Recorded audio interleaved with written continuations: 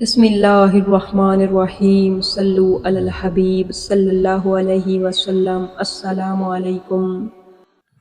آج کی اس ویڈیو میں دو واقعے بیان کیے جائیں گے، ایک محبوب بننے کا گر اور دوسرا چھوٹے بچوں کو پہلی بار لفظ اللہ سکھانے پر اجر کا واقعہ۔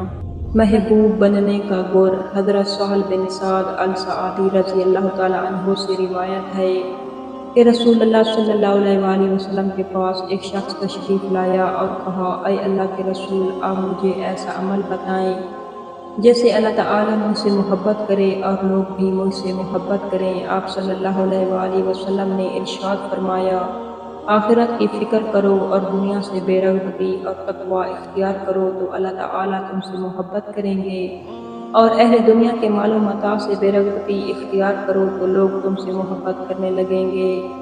سورۃ کاف میں ہے، اور جو لوگ صبح اور شام اپنے پروردگار کو پکارتے ہیں اور اس کی خوشنودی حاصل کرنے کے طلبگار ہیں، ان کے ساتھ صبر کرتے رہو اور تمہاری نگاہیں ان سے گزر کر دوسری طرف نہ دوڑیں کہ تم آرائش دنیا کے طلبگار ہو جاؤ۔ اور جس شخص کے دل کو اللہ نے اپنی یاد سے غافل کر دیا ہے اور وہ اپنی خواہش کی پیروی کرتے ہیں، ایسے لوگ حد سے بڑھ جانے والے ہیں۔ ایسے لوگوں کا کہا نہ ماننا دنیا اور آخرت میں فلاح پاؤ گے۔ چلتے ہیں آج کی ویڈیو کے دوسرے واقعے کی جانب۔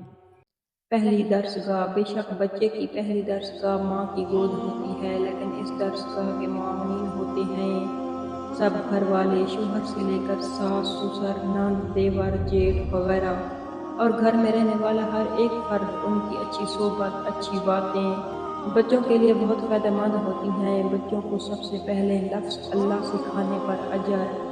اگر کوئی ماں اپنے بچے کی اچھی تربیت کرتی ہے اور اس کو اسم اللہ اللہ کہنا سکھاتی ہے تو حدیث پاک کا مفہوم ہے کہ جو بچہ اپنی زندگی میں سب سے پہلے اپنی زبان سے اللہ اللہ کا لفظ کہتا ہے تو اللہ پاک ماں باپ کے پچھلے سارے گناہ معاف فرما دیتے ہیں۔ یہ کتنا آسان کام ہے کہ بچے کو اٹھاتے بہلاتے اللہ اللہ کا ورد کرایا جائے، لیکن آج ہماری بہو بیٹیاں اپنے بچوں کو ممی اور ڈیڈی کا لفظ رٹاتی ہیں یا کوئی انگریزی بے معنی نظم کے کلمات یاد کراتی ہیں۔